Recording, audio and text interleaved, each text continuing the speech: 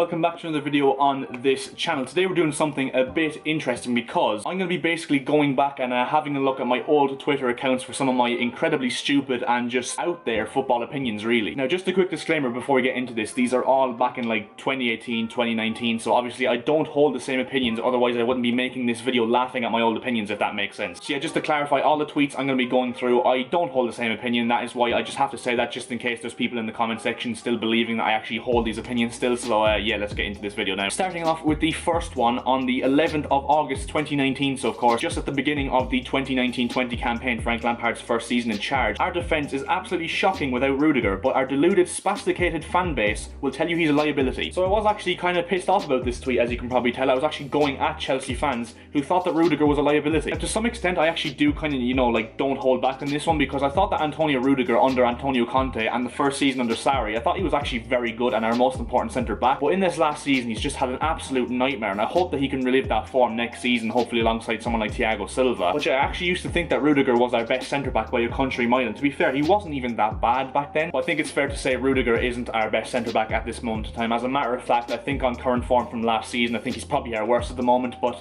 yeah. And now another one on Rudiger. Unpopular opinion, Antonio Rudiger is top 5 centre-backs in the Premier League. Now that is another very, very interesting claim. Now, just to clear it up as well, this is another one that I think isn't actually out there in terms of like back then, because I thought Antonio Rudiger, as I said, was one of our most important players back in the day. But to claim he's top 5 centre-backs in the league, I mean, nowadays, if you said that, you'd probably get sectioned, if I'm honest. So off to a brilliant start here. As you can probably tell, I had a weird obsession with Rudiger back in the day, and this was only a year ago as well. Okay, now this is one that's probably not my proudest one, I have to say. Not listening to replies, because quite frankly, I CBA, but guess what? KEPA is better than ALISSON. Don't care what anyone says, and nobody can convince me otherwise. Now, I think, do I even need to say anything after that? So yeah, I thought KEPA was better than ALISSON. Now, I have to say something. I thought KEPA in his first season at Chelsea, of course, under Maurizio Sarri, was actually brilliant, and in my opinion, top 3 goalkeepers in the Premier League. But of course, last season, as I said for Rudiger, he's just had an absolutely incredibly bad season, KEPA has. He's just been absolutely shocking all season. But yeah, I don't think at any point I can justify saying that KEPA is better than ALISSON. Now, to be fair, it did actually take me quite a while to jump on the ALISSON hype train, which you have to admit now that ALISSON is probably top 3 goalkeepers in the world of football at the moment, and yeah, he's been absolutely great for Liverpool over the last 2 years, and one of the main reasons why they've won so much. And staying on the KEPA hype train from the 5th of March 2019, KEPA is greater than Courtois. Change my mind. Now, it's fair to say I think my mind has been changed. Thibaut Courtois, of course, in his first season at Real Madrid was absolutely appalling, and KEPA was brilliant in his first season, so of course I do actually kind of stand by this to some extent, because it was easy to be reactionary at that stage. But I think it'd be pretty deluded to say that KEPA is still, of course, better than Thibaut Courtois, or was at any stage, because of course Courtois is one of the best keepers in the world. He's been brilliant for Real Madrid over the last year. And yet, to be fair, I think the reasoning behind this tweet was mainly due to the salt that I had for Courtois completely snaking us and going to Real Madrid on deadline day and just leaving us in the dirt to spend £72 million on a keeper who wasn't proven. So next one now, reports suggesting that Chelsea will be allowed to sign Mateo Kovacic for £26 million if their appeal isn't heard by the 5th of May. Not gonna lie, I actually wouldn't be too angry about that. Thought it'd be so much more money, not a bad squad player to have. So yeah, here's me claiming a year ago that Mateo Kovacic would be nothing more than a squad player at Chelsea, and of course in the last few weeks he's just gone and won himself the Chelsea Player of the Year. So yeah, now obviously this isn't one of the worst ones in this video in terms of predictions, because of course Kovacic under Maurizio Sarri was really restricted, and a lot of Chelsea fans weren't really keen on signing him in a permanent deal. It was of course only because the transfer ban was given to us that we actually signed him. So yeah, the transfer ban actually worked out in that sense. But yeah, since then Mateo Kovacic has not looked back whatsoever. He's been absolutely brilliant, one of our most important players last season, and hopefully he continue that into the near future as well, alongside the players we have coming in attack as well. So yeah, and staying on the topic of Mateo Kovacic once again, with today's news, should Chelsea sign Kovacic on a permanent deal? And as you can see, words don't have to speak for this one, because 74% of Chelsea fans said that we shouldn't have signed Mateo Kovacic on a permanent deal. Now this is an interesting one. Salah is a fraud, stat pads against smaller clubs and ghosting in big games. And I just want to quickly clarify, of course, I don't still hold this opinion. I think Mohamed Salah is a brilliant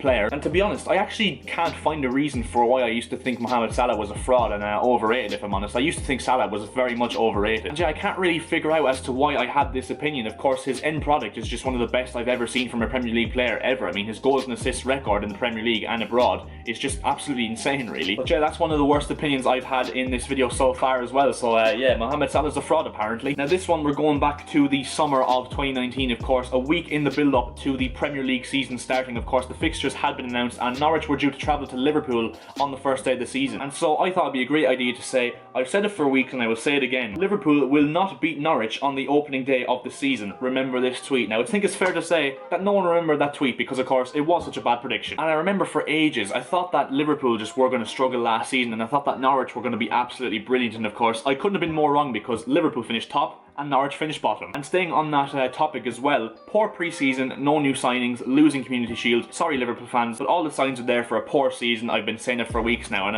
again reiterates my point that I thought that Liverpool were going to have a shocker of a season. And yeah, I think it's fair to say they proved me wrong. They only went and got 99 points and won the league by an absolute country mile. Which as a Chelsea fan, obviously I was going to think this because of course after winning the Premier League in 2015 under Jose Mourinho, the pre-season we had in 15-16 was just absolutely abysmal, and of course we went on to finish 10th that season. And I'm not saying Liverpool would have finished 10th. I just thought that they weren't going to have the same season as they had in 18-19. As a matter of fact, they didn't. They went on to have a better season than that. So now this one's fairly recent. This is back in May of this year. Unpopular opinion, Mason Greenwood is highly overrated and won't be as good as he's projected to be by United fans. I'll even bookmark this, and I can safely say now I've taken that off the bookmarks. To be fair, I think it was mainly down to the fact that I hadn't actually watched Mason Greenwood play for United, which of course is a stupid way to base your opinions when you just haven't watched the player play. But since the restart, he's been given a lot of game time by Ole Gunnar Solskjaer and has been absolutely nothing short of sensational, really. I mean, his finishing is just absolutely incredible, and I think if he fulfills anything like his potential, he'll be one of the best hitmen in the world up front or on the wing, of course. And yeah, it's just a matter of whether Ole Gunnar Solskjaer will continue to play Greenwood, and of course if he continues to develop, because at this moment in time he's one of the best youngsters in the world. Now the next one is kind of an interesting one because of course a lot of people were tipping Christian Pulisic to already be leaving Chelsea at this time last year. Of course he wasn't being given game time by Frank Lampard at the start of last season, so I thought based on that I'd tweet this: genuinely believe Pulisic could be used in a deal for Sancho in the summer. And of course that is one of the worst predictions anyone has ever made in the history of mankind, because of course Pulisic went on to not only prove us wrong but prove us wrong in absolute style as well, becoming one of our best players, if not our best player. But yeah, since then of course Pulisic has gone from strength to strength and proved he's one of our best players and is going to be one of the best players in the world for years to come. So yeah, an absolutely dreadful prediction once again. Now the penultimate one here, big statement incoming: Frank Lampard will win the Premier League as a manager before Jurgen Klopp. Now this is a bit of a strange one because of course I'm kind of 50-50 on this one, because I think that Frank Lampard will actually win the Premier League as a manager of Chelsea within the next 2 or 3 years. But I don't know why you decided to tweet this at the end of October when Liverpool were like top of the table by like 10 points or something, and clearly you could see that Jurgen Klopp was probably going to win the Premier League that season. But yeah, kind of just a strange one, but I do hold the opinion that Frank Lampard will still win the Premier League for Chelsea as a manager in the next few years, so yeah, fingers crossed. And the last one is another interesting one, of course. Norwich equals tearing up the Premier League next season. Heard it here first. But I genuinely thought that Norwich would do very, very well and surprise a lot of people in the Premier League, but I don't know why I thought that, considering they spent like 1.5 million in the transfer window. That is literally just suicidal. It was because I watched a lot of Norwich in the Championship when they got promoted. I thought they'd be one of the most resolute teams in the Premier League last season. They played a good brand of football, they had some decent young players. But yeah, overall it all backfired and they're back in the Championship. In saying that though, I do think they actually will come back into the Premier League next season. But yeah, whether that happens remains to be seen, and of course that is the end of this video. So yeah, if you did enjoy this video, make sure to drop a like on the video down below. That'd be very much appreciated. Also make sure to subscribe to the channel. We're looking to hit 400 subscribers as soon as the Premier League hits. And yeah, see you guys in my next video. See ya.